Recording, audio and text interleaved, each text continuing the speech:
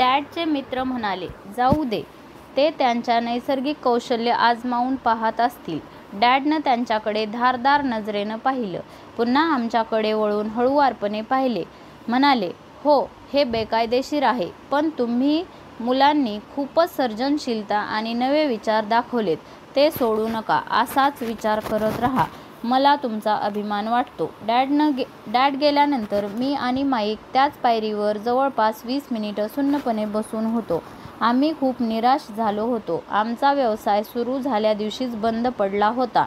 अखेरीस आम्ही तिथून उठलो आणि सारा गोंधळ आवरायला घेतला. अंगावरची धूळ झटकत मी माईकला म्हणालो, जिमी म्हणाला तेच बरोबर आहे, आपण गरीबच आहोत.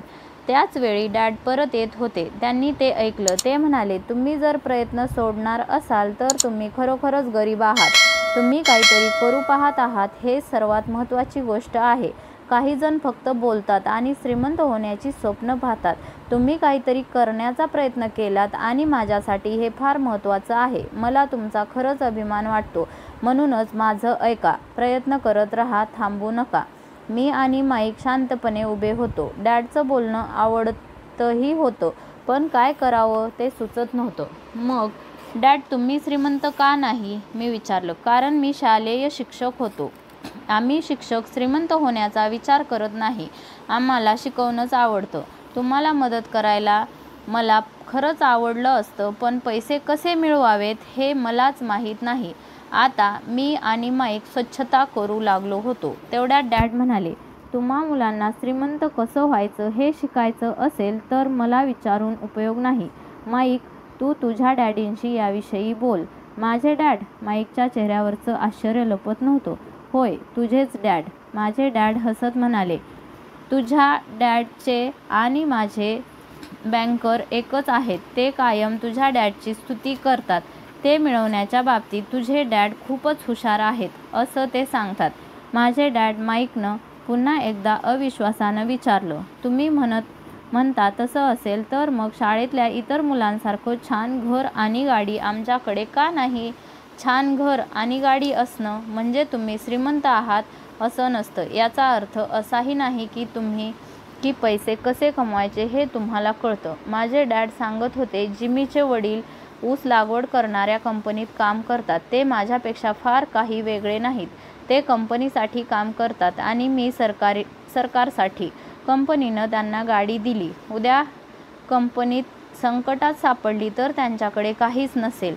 तेही संकटातच सापडतील. माईक, तुझे डॅड वेगळे आहेत. ते एका साम्राज्याचीच उभारणी करत आहेत आणि माझ्या अंदाजानुसार ते काही वर्षातच अतिशय श्रीमंत होतील. हे ऐकून मी आणि माईक एकदम खुश झालो. पुन्हा एकदा आम्ही आमच्या बंद पडलेल्या व्यवसायाचा गोंधळ निस्तरायला घेतला.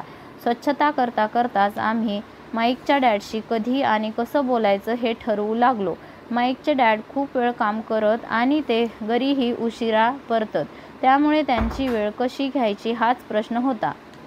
अनेक गोदामं, साखळी दुकानं, बांधकाम कंपनी आणि 3 उपाहारगृहांचे ते मालक होते. त्यामुळे त्यांना घरी परतण्यास रोजच उशीर होई. आमची स्वच्छता पूर्ण झाल्यानंतर माईकनं घरी जाण्यासाठी बस पकडली. तो त्याच रात्री त्याच्या डॅडशी बोलणार होता. ते आम्हाला श्रीमंत व्हायला शिकवतील का असाही विचार होता. कितीही उशीर झाला तरी तो डॅडशी बोलून मला कळवणार होता. त्यानं मला तसं वचनच दिलं होतं. रात्री 8:30 वाजता त्याचा फोन आला. ओके, पुढच्या शनिवारी असं म्हणत मी फोन ठेवला. माईकच्या डॅडनं आम्हाला भेटायचं मान्य केलं होतं. मी शनिवारी सकाळी 7:30 वाजता गावाच्या गरीब भागात जाणारी बस पकडली. अभ्यासाची सुरुवात. मी तुम्हाला 1 तासाचे 10 सेंट्स देईन. ते वर्ष 1956 असलं तरी त्या काळच्या पगाराच्या मानानंही तासाला 10 सेंट्स कमीच होते. मायकेल आणि मी त्याच्या डॅडला सकाळी 8 वाजता भेटलो. ते कामात खूपच गुंतलेले होते. त्यांनी कामाला सुरुवात करूनही तास उलटून गेला होता. मी जेव्हा त्यांच्या साध्या, छोट्या आणि नीटनेटक्या घराशी पोचलो तेव्हा त्यांचा बांधकाम मुकादम ट्रक घेऊन बाहेर पडत होता. माईकनं दार उघडत सांगितलं, डॅड फोनवर बोलत आहेत. त्यांनी आपल्याला मागील दारी पोर्चच्या जवळ थांबायला सांगितलं आहे. त्याच्या जुन्या होत चाललेल्या घराचा उंबरठा ओलांडून मी लाकडी जमिनीवर पाय ठेवला. तिथंही करकर आवाज आला. दाराच्या आत स्वस्तातली चटई अंथरलेली होती. सततच्या ये-जा करण्यामुळे जमीन खराब झाली होती आणि ती झटकण्यासाठीच ही चटई होती. चटई जरी स्वच्छ असली तरी ती बदलायला आलीच होती. त्यांच्या बैठकीच्या खोलीत प्रवेश केल्यानंतर मला कोंडल्यासारखंच झालं. ती अरुंद खोली जुन्या आणि कुबट वास येणाऱ्या फर्निचरनं गच्च भरली होती. त्या सगळ्या गोष्टी म्हणजे जुनं फर्निचर गोळा करणाऱ्यांसाठी पर्वणीच होती. माझ्या आईपेक्षा थोड्या जास्त वयाच्या 2 स्त्रिया कोचावर बसल्या होत्या. त्यांच्या पलीकडे एक पुरुष बसला होता. त्यानं कामगाराप्रमाणे खाकी रंगाचा शर्ट आणि त्याच रंगाची सैलची पॅन्ट घातली होती. कपडे इस्त्री केलेले होते, पण त्यांना स्टार्च नव्हता. ते माझ्या डॅडपेक्षा साधारण 10 वर्षांनी मोठे असावेत, म्हणजे 45 वर्षांचे असतील. मी आणि माईक त्यांच्याजवळूनच गेलो. त्यावेळी ते आमच्याकडे पाहून हसले. आम्ही स्वयंपाकघराकडे गेलो. तिथूनच पोर्चकडे जाता येत होतं. मीही त्यांच्याकडे पाहून लाजून हसलो. कोण आहेत ते? मी विचारलं. ते माझ्या डॅडसाठी काम करतात.